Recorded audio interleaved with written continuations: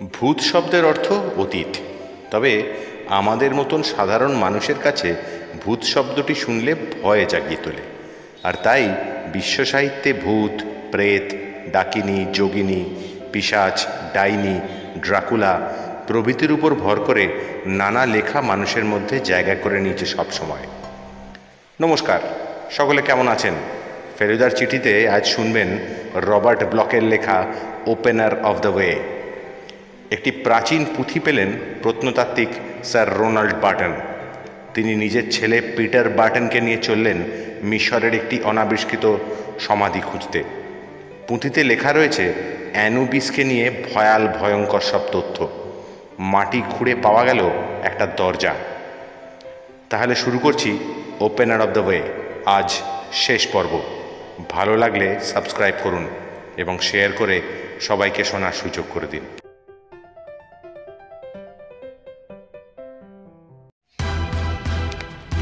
ইতিমধ্যে তরুণ পিটারের দেহের সমস্ত শিরা আর স্নায়ু দারুণ উত্তেজনায় টানটান হয়ে প্রায় ছিঁড়ে যাওয়ার মুখে এসে পড়েছে।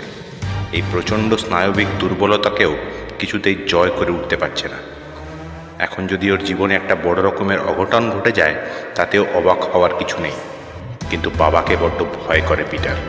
তাই তিনি যখন মাটির নিচে নামতে বললেন তখন সে কোনো আপত্তি করতে পারল না, এমনকি একটুও ইতস্তত করাও সম্ভব হলো না তার পক্ষে। বৃদ্ধ স্যার রোনাল্ড নিঃসন্দেহে বুদ্ধিভ্রষ্ট এবং নীতিভ্রষ্ট হয়েছেন। বিখ্যাত প্রত্নতাত্ত্বিক তার জীবনে সায়ান্নে এসে এখন নিশ্চিত রূপেই বিপদগামী। তার চেহারা আর কথাবার্তায় উন্মত্ততার ভাব যেন ক্রমেই স্পষ্ট থেকে স্পষ্টতর হয়ে উঠছে। পিটার সত্যিই তার বাবাকে ভালোবাসে, কাজেই বাবার আদেশকে অমান্য করে সে তাকে প্ররোচিত করা সঙ্গত বলে বিবেচনা করল না। পৃথিবীর বুকে দুষ্ট ক্ষতের মতো ওই বিরাট গহ্বরের মধ্যে নামতে পিটারের আদৌ কোনো ইচ্ছে ছিল না, কিন্তু না নামলে বাবা উত্তেজিত হবেন এবং রেগেও যাবেন। কিন্তু যে উৎকট গন্ধটা গহ্বরের ভিতর থেকে আসছে তা সত্যিই অত্যন্ত বিরক্তিকর। ওই বিকট গন্ধের জন্য কেউ গহ্বরটার কাছে যেতে আর উৎসাহ বোধ করবে না। তাছাড়া নিচের ওই কালো দরজাটা, ওটার আড়াল থেকেই বিভৎস গন্ধটা আসছে। ওই দরজা যেন এক অশুভ লোকের, এক মহা আতঙ্কময় জগতের মহা বিভীষিকাময় অশিব সংকেত। ওই কালো দরজাটার দিক থেকে যে গন্ধটা আসছে তার 1000 গুণ বেশি গন্ধ সহ্য করা অনেক সহজ। ভূগর্ভের ওই দরজার দিকে তাকালে দেহ মন যেন কেন এক অজানা অনির্দিষ্ট আতঙ্কে শিউরে ওঠে। অথচ বেচারা পিটারকে যেতেই হবে ওখানে, ওই দরজার কাছেই। তারপর এটা নিশ্চয়ই পাণ্ডুলিপিতে উল্লিখিত বাইরের পাতাল পথের দরজা। আচম্বিতে পিটার বুঝতে পারল পাণ্ডুলিপিতে লেখা সপ্তম মস্তকে সপ্তম জিহ্বা, এই কথাগুলোর প্রকৃত তাৎপর্য। কিন্তু প্রকৃত অর্থটা না বুঝলেই বোধহয় ভালো হতো। অর্থটা যদি চিরকাল অজ্ঞাত থাকতো তাহলে পিটার খুশিই হতো। অর্থটা পিটারের মস্তিষ্কের কোষে কোষে যেন প্রবাহিত করে দিল হিমেল আতঙ্কের শতধারা। কালো দরজাটার উপরে রূপো দিয়ে তৈরি এক প্রতীক মূর্তি। মূর্তির চারপাশ ঘিরে রয়েছে প্রাচীন মিশরীয় পুরাণের নানা চিত্র, রয়েছে বিশ্বের প্রাচীনতম চিত্রলেখমালা। দরজার ঠিক মাঝখানে এই রহস্যময় প্রতীক চিহ্ন। কেন্দ্রের এই প্রতীক চিহ্নে রয়েছে প্রাচীন মিশরের 7 জন প্রধান দেবতার মাথা: ওরাইরিস, ইসিস, রা, বাস্ত, থথ, সেট এবং অ্যানুবিস। কিন্তু আতঙ্কের কারণ হলো এই যে এই 7টি মাথা একই শরীর থেকে বেরিয়ে এসেছে। এই সপ্তমুখ দেবতার দেহ মিশরের কোনো পৌরাণিক দেবতার মতন নয়। না, বিন্দুমাত্র মিল নেই মিশরের পুরাণের কোনো দেবতার দেহের সঙ্গে।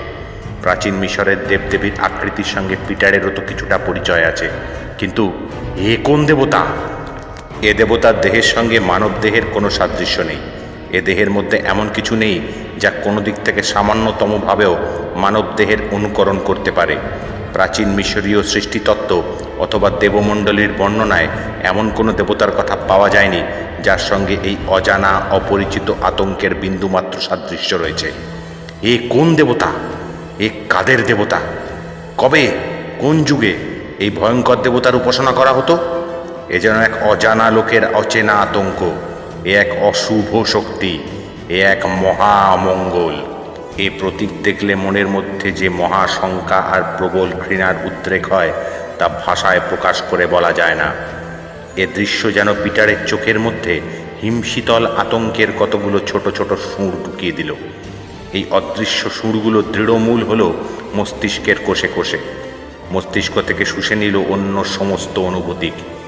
কেবল একটা অনুভূতি প্রবাহমান রইল এবং তা ক্রমেই বাড়াতে লাগলো ভয়। হ্যাঁ, ক্রমবর্ধমান ভয় আর আতঙ্ক ছাড়া পিটারের মস্তিষ্কে আর মনে বুঝি কোনো অনুভূতির রেশ মাত্র রইল না। ভয়ের কারণও রয়েছে। পিটারের মনে হলো প্রতীক মূর্তিটা যেন ক্রমাগত পাল্টে যাচ্ছে, গলে যাচ্ছে, এক অবর্ণনীয় আকার থেকে অন্য বর্ণনাতীত রূপে রূপান্তরিত হচ্ছে। একটা বিশেষ দৃষ্টিকোণ থেকে দেখলে মনে হয় প্রতীক মূর্তিটা যেন গ্রিক পুরাণের ভয়ঙ্করী মেডুসা মূর্তির মতো। একদল সাপ যেন কিলবিল করছে। দ্বিতীয় দৃষ্টিতে মনে হয় প্রতীক মূর্তিটা যেন একরাশি সুবিন্যস্ত বর্ণোজ্জ্বল পুষ্প। না, সাধারণ ফুল নয়, এ হলো রক্তশোষক পুষ্পের এক বিরাট স্তবক। এই ফুলের তুষার শীতল প্রাণকোষের পাপড়িগুলি যেন ফোঁটা ফোঁটা রক্তের তৃষ্ণায় পরস্পরকে বিজড়িত করে এক পূর্ণ স্তবক রচনা করেছে। আবার তৃতীয়বার খুঁটিয়ে দেখলে মনে হবে যে এই আকারবিহীন প্রতীকটা যেন কতগুলো রূপলি নরকরটির এক বিশৃঙ্খল সমাবেশ, ভিন্ন আর কিছুই নয়। আবার দেখা যাক।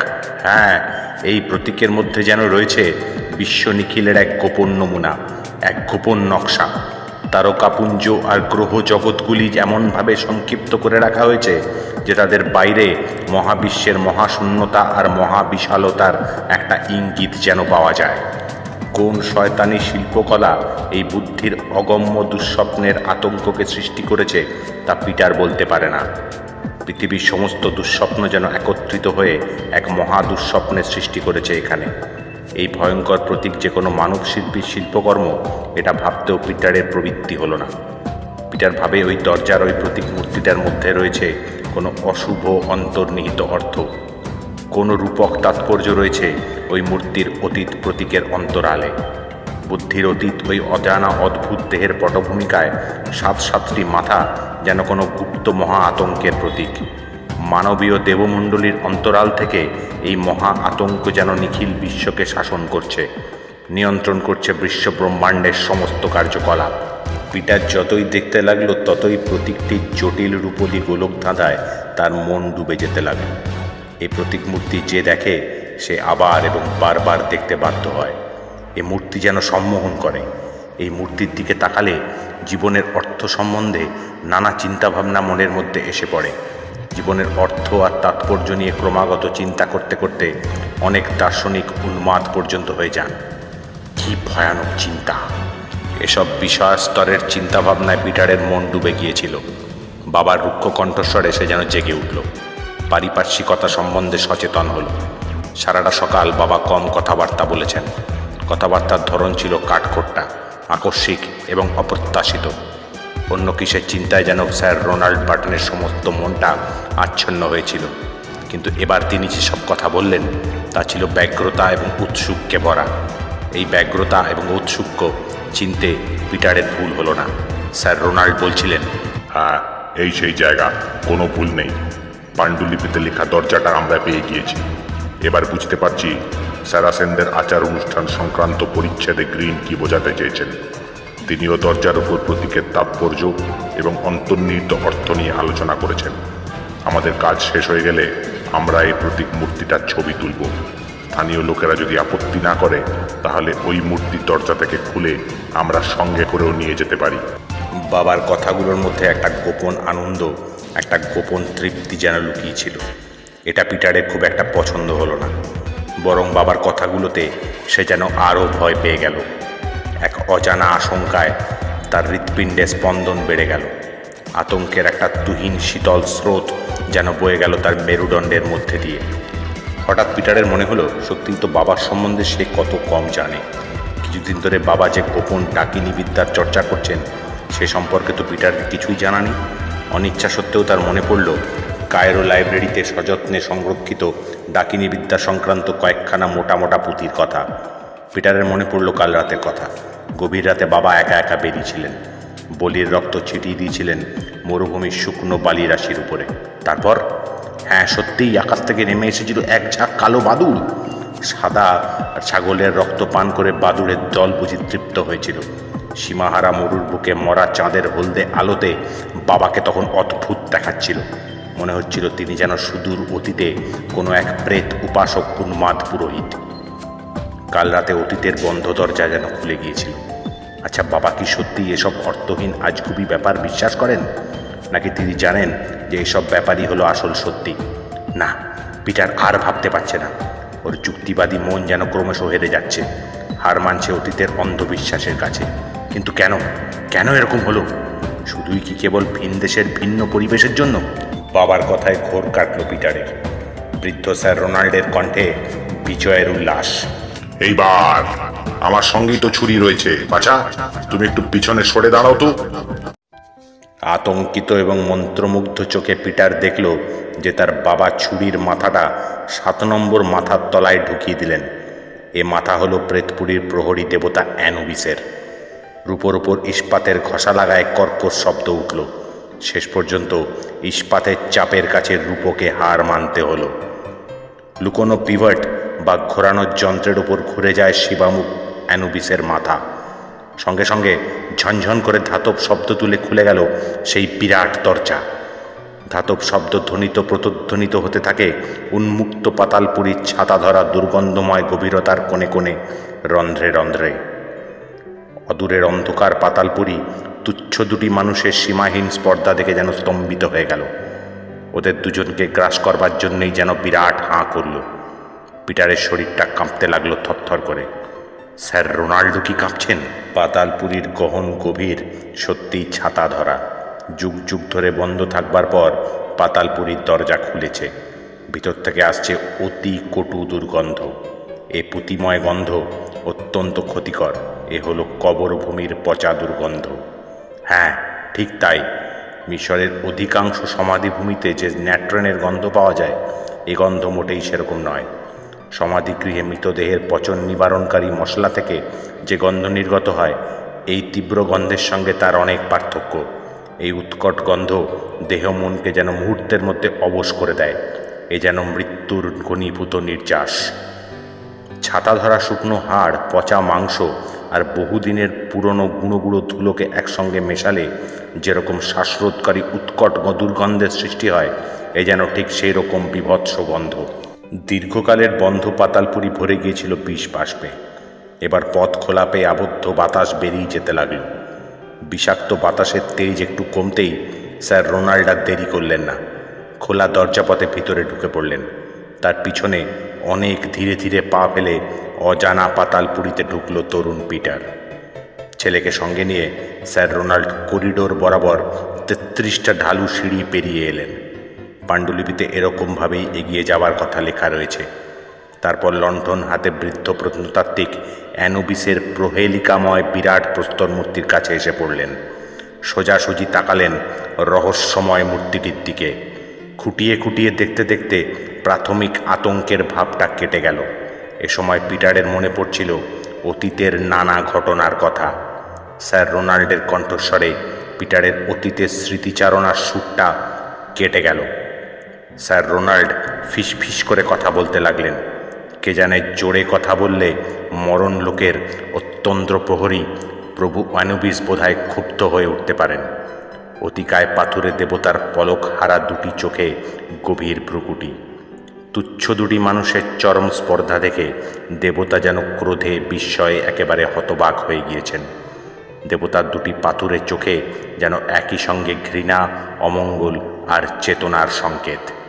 অন্ধকার পাতালপুরীতে লণ্ঠনের ক্ষীণ আলোয় অ্যানুবিসের পাথুরে মুখের রেখাগুলো যেন ক্রমাগত পাল্টে যাচ্ছে। এ কি কেবল আলো আঁধারির কারসাজির জন্যই হচ্ছে? দেবতার পাথুরে মুখে ছেনি দিয়ে খোদাই করা দাঁত বের করা হাসি। আলো আঁধারির লুকোচুরি খেলায় এই হাসির ধরনটা যেন পাল্টে যাচ্ছে। মনে হচ্ছে পরলোকের প্রহরী এই দেবতার মুখের হাসিটা যেন বিদ্বেষপূর্ণ, দুর্বুদ্ধিজাত। এর মধ্যে যেন রয়েছে জয়গর্ব, বিজয় উল্লাস। লালসাময় এই বঙ্কিম কটাক্ষ আনন্দবিহীন এবং ভীতিকর। পিটারের মনে যে ভয়াল ভয়ঙ্কর সম্ভাবনার আশঙ্কা জেগে উঠছিল, বাবার কথা শুনে তার শতগুণ বেড়ে গেল। এক মহাপ্রচণ্ড ভীতি যেন তার সমস্ত সত্তাকে আচ্ছন্ন করে ফেলল। শোনো বাছা, কায়রোর সে রাতের কথা তোমার মনে পড়ে? হ্যাঁ, মনে পড়েছে।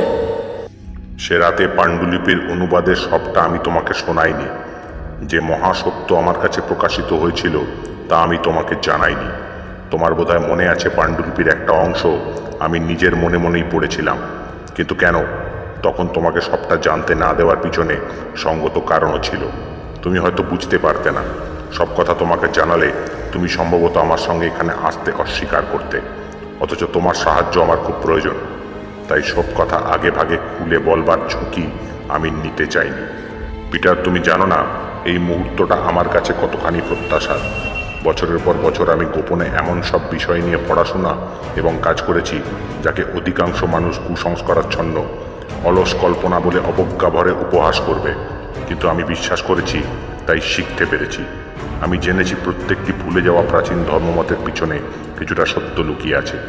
বিকৃত ঘটনাগুলিকে যুক্তিসহভাবে বিচার এবং বিশ্লেষণ করতে পারলে বাস্তবতা সম্পর্কে নতুন ধারণা পাওয়া যেতে পারে। এটা আমি সম্ভব বলে মনে করি। বিচার বিশ্লেষণ ঠিকমতো করতে পারলে কোনো ঘটনার আসল রূপ অর্থাৎ বাস্তব রূপ ঠিক আমাদের মনের কাছে ধরা দেবে। বিকৃতিগুলি বিচারের সময়ে ছাঁটাই হয়ে যাবে। দীর্ঘকাল ধরে আমি এই ধরনের একটা কিছুর খোঁজে ছিলাম। জানতাম আমি যদি এই ধরনের কোনো সমাধি আবিষ্কার করতে পারি তাহলে তার মধ্যে নিশ্চয়ই এমন সব প্রমাণ পাবো যা দিয়ে পৃথিবীর মানুষকে বোঝাতে পারবো যে সেই সুদূর অতীতের আদিম ধর্মের মধ্যেও কিছুটা সত্য বস্তু রয়েছে। সম্ভবত এই গুপ্ত সমাধির মধ্যে একাধিক মমি রয়েছে। অশুভ কালো শক্তির উপাসকদের জন্য তৈরি করা হয়েছে এই গোপন সমাধিস্থল। ওই সম্প্রদায়ের নেতৃত্বস্থানীয় পুরোহিতদের দেহাবশেষ রয়েছে এখানে। কিন্তু বিশ্বাস করো পিটার, মমির খোঁজে আমি কষ্ট করে এখানে আসিনি। আমি এসেছি জ্ঞানের খোঁজে। পুরোহিতদের সঙ্গে যে জ্ঞান সমাহিত আছে তার খোঁজেই আমার এই অভিযান। এখানে পাবো প্যাপিরাসের পাতায় লেখা আরও কত পাণ্ডুলিপি। সেসব পাণ্ডুলিপিতে রয়েছে কত নিষিদ্ধ গোপন কথা, রয়েছে কত জ্ঞান, কত শক্তি। হ্যাঁ, জ্ঞান মানেই তো শক্তি। অস্বাভাবিক উত্তেজনায় স্যার রোনাল্ডের কণ্ঠস্বর তীব্র থেকে তীক্ষ্ণ হয়ে উঠল। শক্তি, শক্তি!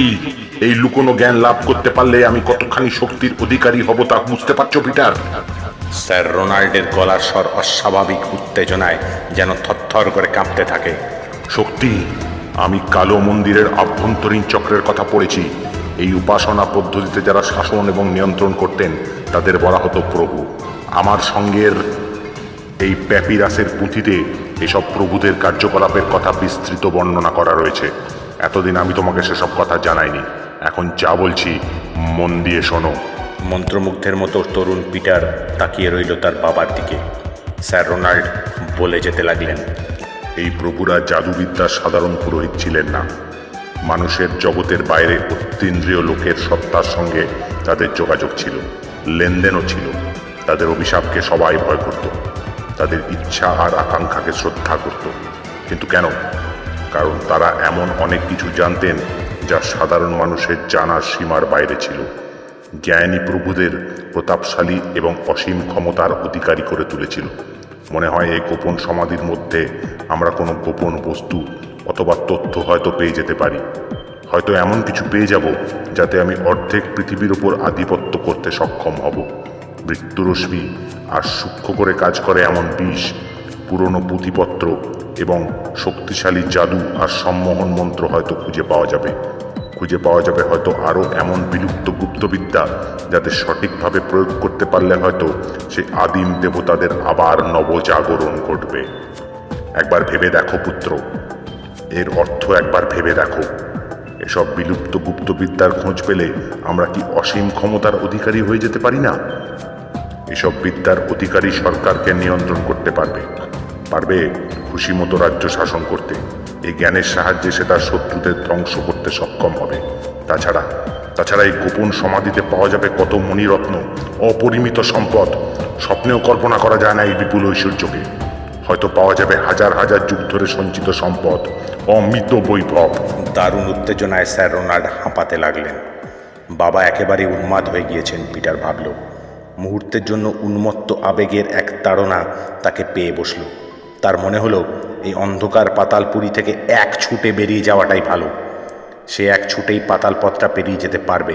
মাটির উপর সুস্থ স্বাভাবিক জগতে ফিরে যেতে চাইল পিটার, একান্তভাবেই চাইল। এখানে অন্ধকার, উপরে এখন সূর্য মাথার উপরে, চারিদিক আলোয় ঝলমল। মরুস্থলিতে বইছে তপ্ত বায়ু। নিজের কপালে সেই তপ্তময় বায়ুর আলতো পরশ অনুভব করতে চাইল পিটার।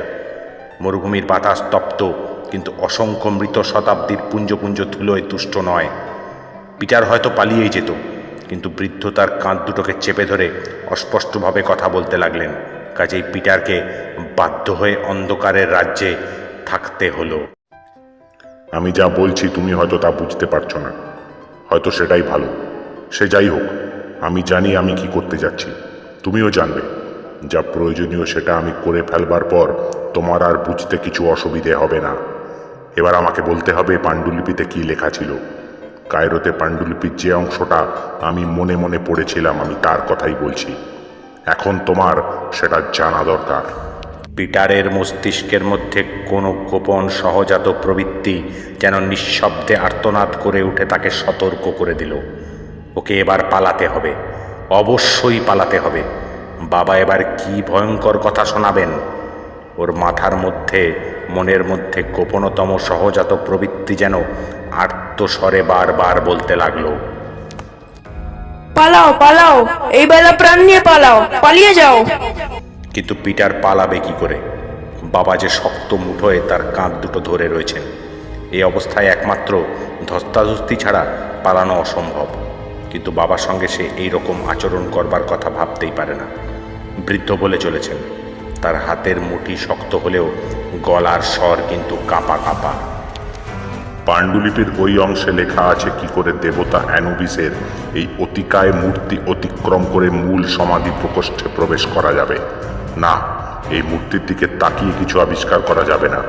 এর পিছনে কোনো গোপন পথও নেই। দেবমূর্তির দেহের মধ্যে কোনো চাপ দেওয়ার বা ছলনা করবার যন্ত্র লুকোনো নেই। প্রভু এবং তার সহকারীরা অনেক বেশি চালাক ছিলেন। এক্ষেত্রে যান্ত্রিক উপায় কোনো কাজই হবে না। অদূরে ওই সমাধিগৃহে ঢুকবার একটাই মাত্র পথ রয়েছে, আর সে পথ স্বয়ং দেবতার শরীরের মধ্যে দিয়ে। অ্যানুবিসের মুখোশের মতন মুখখানার দিকে আবার তাকালো পিটার। দেবতার মুখ যেন এক সুচতুর বোধগম্যতায় প্রবলভাবে কুঁচকে গিয়েছে। সে হাসছে, নাকি এ কেবল আলো ছায়ার কারসাজি? লণ্ঠনের অস্পষ্ট আলোয় পিটার কি তবে ভুল দেখল? স্যার রোনাল্ড ফের বলতে লাগলেন, ব্যাপারটা অদ্ভুত শোনাচ্ছে তো, কিন্তু এটাই সত্যি। তোমার বোধহয় মনে আছে পাণ্ডুলিপিতে এই মূর্তি সম্বন্ধে কি বলা রয়েছে? বলা রয়েছে এই মূর্তিই হলো দেবতার প্রথম প্রস্তর মূর্তি। পরবর্তীকালে তৈরি অ্যানুবিসের অন্য মূর্তিগুলির সঙ্গে এই মূর্তির তুলনা করা চলে না, কেননা পার্থক্য রয়েছে। হ্যাঁ, বিরাট সে পার্থক্য। পুঁথিতে খুব জোর দিয়ে বলা হয়েছে এই দেবতা পথ খুলে দেবেন। এই কথার যথেষ্ট তাৎপর্য রয়েছে। এই তাৎপর্যটা বুঝবার চেষ্টা করতে হবে। তাছাড়া পুঁথিতে গোপন আত্মা সম্পর্কে ইঙ্গিত করা হয়েছে। এই গোপন আত্মা বলতে কি বোঝানো হচ্ছে? পাণ্ডুলিপিতে এর পরের পংক্তিগুলিতে তা ব্যাখ্যা করে বোঝানো হয়েছে। বলা হয়েছে যে অতিকায় প্রস্তর মূর্তিটি একটি পিভটের ওপরে ঘুরে যাবে, ফলে মূর্তির পিছন দিকে খানিকটা জায়গা ফাঁক হয়ে যাবে। তখন সেই পথে ভিতরে সমাধি গৃহে প্রবেশ করা যাবে। কিন্তু প্রশ্ন হলো, কখন এবং কিভাবে মূর্তিটা ঘুরবে? এ প্রশ্নের উত্তর রয়েছে পাণ্ডুলিপিতে। বলা হয়েছে এই মূর্তি যখন মানবীয় চেতনায় প্রাণবন্ত হয়ে উঠবে, তখন কেবল এই মূর্তিটি ঘুরবে। পাগল পাগল, সবাই পাগল, পিটার ভাবল। সে পাগল, তার বাবা পাগল, প্রাচীন প্রেত পুরোহিতরাও পাগল, এমনকি অ্যানুবিসের এই অতিকায় প্রস্তর মূর্তিটাও পাগল। তারা সবাই এক বিশৃঙ্খল জগতের কতগুলি উন্মাদ সত্তা। কাঁপা কাঁপা গলায় স্যার রোনাল্ড ফের বলতে শুরু করলেন, এসবের অর্থ একটাই। দেবতা অ্যানুবিসের দিকে এক দৃষ্টিতে তাকিয়ে আমি নিজেকে সম্মোহিত করব। নিজেকে ঠিকমতো সম্মোহিত করতে পারলে আমার আত্মা দেবতার পাথুরে দেহের মধ্যে ঢুকবে। দেবতার মূর্তি হয়ে উঠবে প্রাণবন্ত, এবং তখনই মূর্তিটা ঘুরবে। দেবতা সমাধিগৃহে ঢুকবার পথ খুলে দেবেন। পিটারের রক্ত যেন শিরায় শিরায় জমাট বেঁধে বরফে পরিণত হচ্ছে। এটা কোনো উদ্ভট বা অদ্ভুত ধারণা নয়। ভারতের যোগীদের কথা আমি পড়েছি। তারা বিশ্বাস করেন যে সমাধির সময় তাদের উপাস্য দেবতার সঙ্গে একাত্ম হয়ে যান। এই আত্মসম্মোহন সব জাতির ধর্মবিশ্বাসের মধ্যেই দেখা যায়। এটা সাধনার একটা স্তর। সম্মোহন বিদ্যা একটা বৈজ্ঞানিক সত্য। মনস্তত্ত্ব বিজ্ঞানসম্মত শিক্ষার বিষয়বস্তু হওয়ার হাজার হাজার বছর আগেই মানুষ এই সত্যকে জেনেছে, এই সম্মোহন বিদ্যার চর্চা করেছে। প্রাচীন মিশরের পুরোহিতরাও এই বিদ্যার গূঢ় রহস্য ভেদ করতে পেরেছিলেন। মনে হয় আমিও বিদ্যাকে আয়ত্ত করে ফেলেছি। সুতরাং আমি যা করতে যাচ্ছি তা আমার জানা আছে। আমি নিজেকে সম্মোহিত করব। আমার আত্মা বা চেতনা প্রবেশ করবে ওই পাথরের মূর্তির মধ্যে। জড়ের বুকে জাগবে চেতনা, প্রাণহীন হয়ে উঠবে প্রাণবন্ত। মূর্তি ঘুরবে, খুলে যাবে প্রবেশপথ। এমনি করেই আমি প্রভু আর সহকারীদের বন্ধ সমাধিগৃহের দরজা খুলব। কিন্তু অভিশাপ, সে অভিশাপের কথা ভুলে যাচ্ছেন কেন? শেষ পর্যন্ত পিটার বুঝি আবার কথা খুঁজে পেল। স্যার রোনাল্ড জ্বলন্ত দৃষ্টি দিয়ে তাকালেন ছেলের মুখের দিকে। কিন্তু পাণ্ডুলিপিতে তো সব অন্য কথা রয়েছে। ডাহা মিথ্যে, পুরো ধাপ্পা। ছেলের দিকে তাকিয়ে স্যার রোনাল্ড বললেন, তার কণ্ঠস্বরে উন্মত্ত দৃঢ়তা। জলজলে চোখে ছেলের দিকে তাকিয়ে তিনি বলতে থাকলেন, এসব অভিশাপের কথা লেখা হয়েছে সমাধিগৃহ যারা লুট করবে তাদের ভয় দেখানোর জন্য। আর সে যাই হোক, আমাকে এটুকু ঝুঁকি নিতেই হবে। তোমার কাজ খুব একটা কিছু শক্ত নয়, তোমাকে শুধু অপেক্ষা করতে হবে। আমি সমাধিস্থ হয়ে গেলেই পাথরের মূর্তিটা ঘুরবে, বেরিয়ে পড়বে ভিতরে ঢুকবার পথটা। সঙ্গে সঙ্গে সেই পথ ধরে সমাধিগৃহে ঢুকে যাবে। তারপর ভিতর থেকে ফিরে এসে আমার অচেতন দেহটাকে জোরে ঝাঁকুনি দেবে। তাহলেই আমার সমাধি ভাঙবে, জ্ঞান ফিরে আসবে, আমিও স্বাভাবিক হয়ে উঠব। বাবার কথাগুলোর মধ্যে এমন এক কর্তৃত্বের ভাব ছিল যে সে কিছুতেই অস্বীকার করা যায় না, অমান্যও করা যায় না। তরুণ পিটারও কোনো প্রতিবাদ করতে পারল না। বাবার নির্দেশে লণ্ঠনটা উঁচু করে ধরল পিটার। আলো রশ্মি গিয়ে পড়ল অ্যানুবিসের মুখের ওপরে। নিঃশব্দে দাঁড়িয়ে রইল। বাবা এক দৃষ্টিতে তাকিয়ে রইলেন অ্যানুবিসের পাথুরে শৃগাল চোখ দুটির দিকে। স্যার রোনাল্ড সমস্ত দৃষ্টি যেন কেন্দ্রীভূত করলেন সেখানে।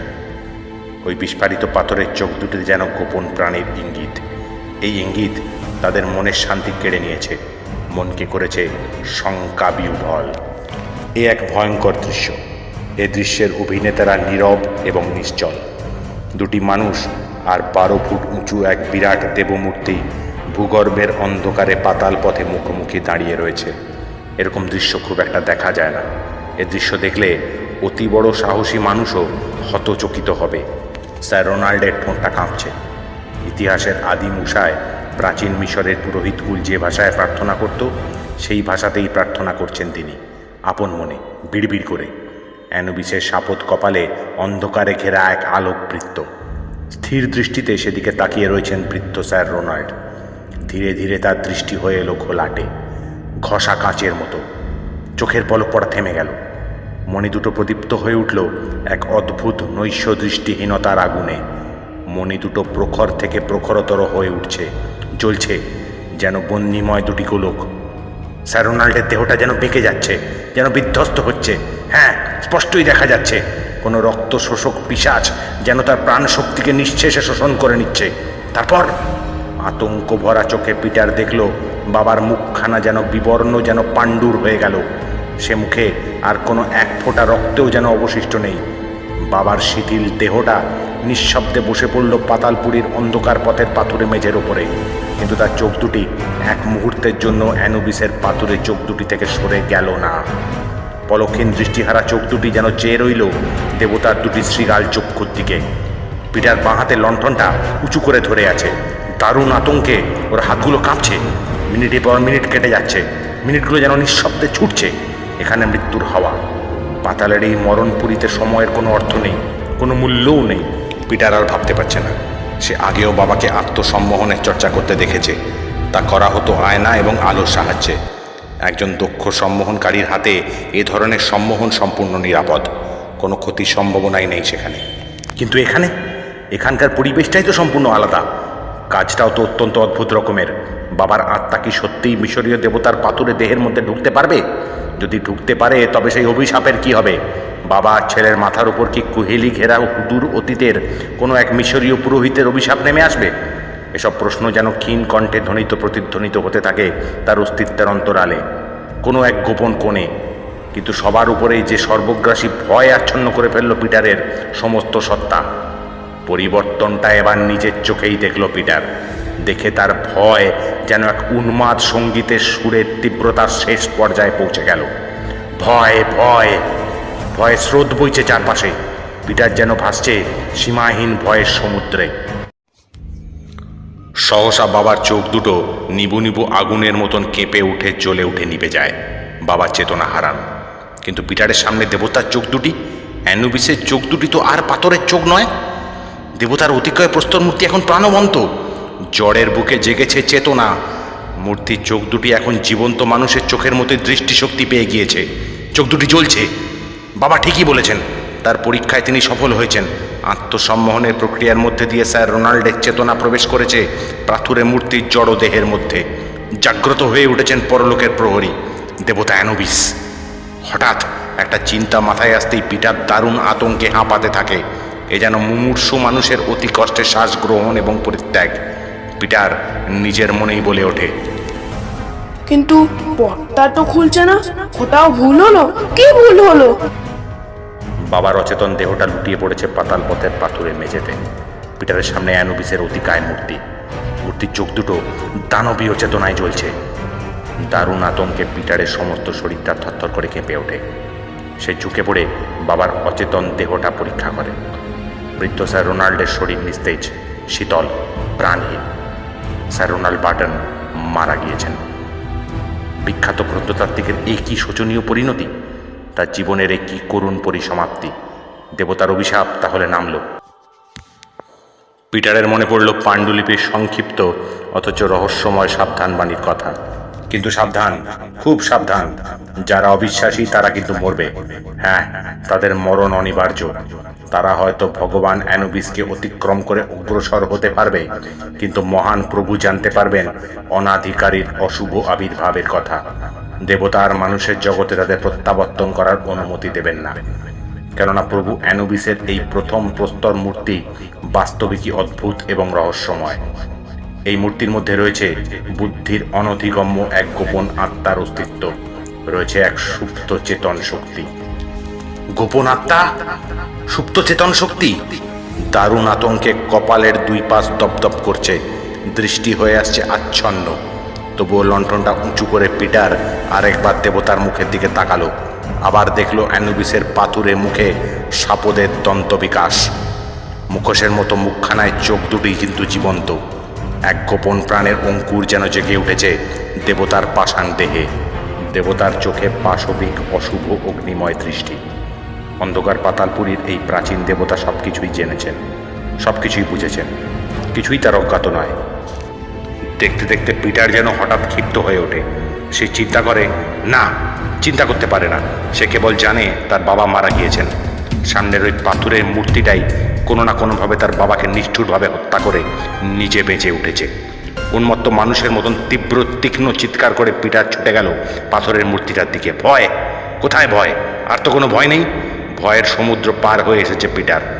পাগলের মতো মূর্তিটার পাথুরে শরীরে পিটার ঘুষির পর ঘুষি মারতে লাগলো। তার আঙুলের গাঁটগুলি ক্ষতবিক্ষত হয়ে রক্ত ঝরতে লাগলো। রক্ত ঝরা হাতে অ্যানুবিসের ঠান্ডা পা দুটো আঁকড়ে ধরে পিটার পাগলের মতো নখ দিয়ে আঁচড়াতে লাগলো। কিন্তু তবুও দেবতার পাষাণ দেহে কোনো আলোড়ন জাগলো না। শুধু চোখ দুটো জ্বলতে লাগলো এক মহা আতঙ্কবহ অশুভ চেতনায়। পাগল হয়ে গিয়েছে পিটার। প্রলাপের ঘরে দেবতাকে অভিসম্পাত দিতে লাগলো। উৎপীড়িত মানুষের মতো যন্ত্রণাকাতর কণ্ঠস্বরে প্রলাপ বকতে বকতে পিটার অ্যানুবিসের বিদ্রুপ ভরা মুখ লক্ষ্য করে উঠতে থাকে। মূর্তির পাথরের দেহ বেয়েই উঠতে থাকে। তাকে জানতেই হবে দেবতার এই জ্বলন্ত দৃষ্টির অন্তরালে কি লুকিয়ে রয়েছে। দেখবে সেই অলৌকিক অস্তিত্বকে, ধ্বংস করবে তার অমঙ্গল অস্বাভাবিক জীবনকে। মূর্তির মুখের কাছাকাছি উঠতে কতটা সময় লাগলো তা পিটার বলতে পারবে না। শেষ কটি মিনিট তার কাছে ছিল এক মহা দুঃস্বপ্নের উন্মত্ততার রক্তরাঙা প্রলেপের মতো। যখন চেতনা ফিরল তখন পিটার দেখল যে সে মূর্তির কাঁধ ধরে ঝুলে রয়েছে। তার পা দুঠানা জড়িয়ে রয়েছে দেবতার উদর দেশকে, আর সে নিজে তাকিয়ে আছে মূর্তির ভয়ঙ্করভাবে জীবন্ত চোখ দুটির দিকে। পিটার তাকিয়ে থাকে, সম্মোহিতের মতন তাকিয়ে থাকে ভয়ঙ্কর চোখ দুটির দিকে। আচম্বিতে অ্যানুবিসের মুখে জেগে ওঠে প্রাণে স্পন্দন। এই অস্বাভাবিক অপ্রাকৃত জীবন মৃত্যুর মতোই ভয়ঙ্কর। দেবতার বিরাট মুখখানা কুঁচকে কুটিল হয়ে ওঠে। ঠোঁট দুটো সরে যায়, বেরিয়ে পড়ে ঝকঝকে তাঁতের শাড়ি। দুটো হিংস্র স্বাদন্ত। এক অপার্থিব হিংস্র উল্লাসে মুখখানা খুলে যায়। মুখের ভিতরটাকে মনে হয় এক অন্ধকার গুহার মতো।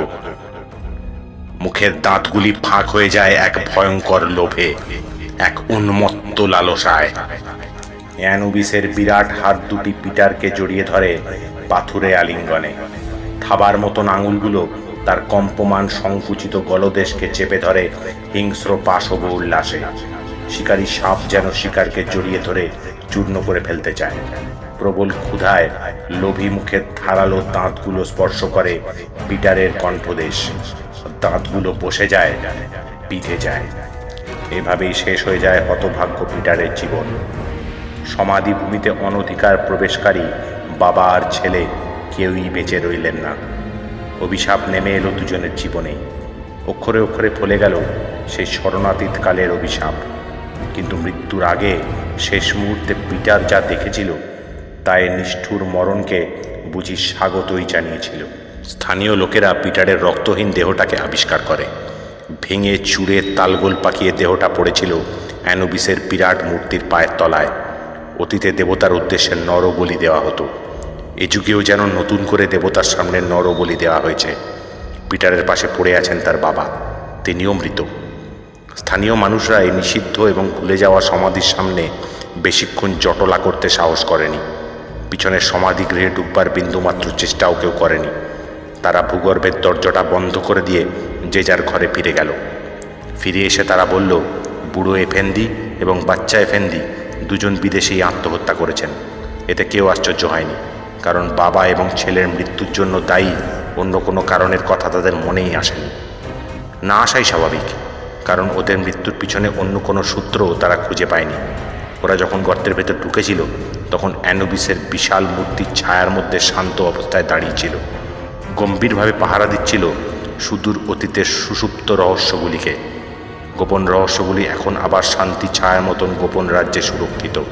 কোনো অনধিকারী আর সেখানে পৌঁছতে পারবে না। পাতালপুরীর সমাধিগৃহের গোপন পথের প্রান্তে গম্ভীরভাবে পাহারা দিচ্ছেন দেবতা অ্যানুবিস। এখন আর তার পাথরের চোখ দুটিতে প্রাণের কোনো ইঙ্গিত নেই। দেবতা এখন শান্ত হয়ে গিয়েছেন। সুতরাং কেউ জানবে না মৃত্যুর ঠিক পূর্ব মুহূর্তে পিটার বার্টন ঠিক কী দেখেছিল। কোনো দিন জানতে পারবে না।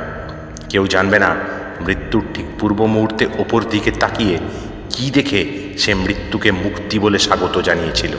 পিটার জেনেছিল কোন প্রাণশক্তি জাগ্রত করে তুলেছে পাষাণ দেবতাকে। পাথরের মূর্তির মধ্যে কি রয়েছে ভয়ঙ্করভাবে এবং বিকৃত রূপে। কোন শক্তিকে বাধ্য করা হচ্ছে তাকে হত্যা করতে। কেননা শেষবারের মতো অ্যানুবিসের মুখের দিকে তাকিয়ে সে দেখতে পেয়েছিল দুটি চোখ। চোখ দুটি ব্যথায় কাতর, যন্ত্রণায় দীর্ণ, উৎপীড়নে আর্ত। চোখ দুটি তার বাবার, প্রত্নতাত্ত্বিক স্যার রোনাল্ড বার্টনের।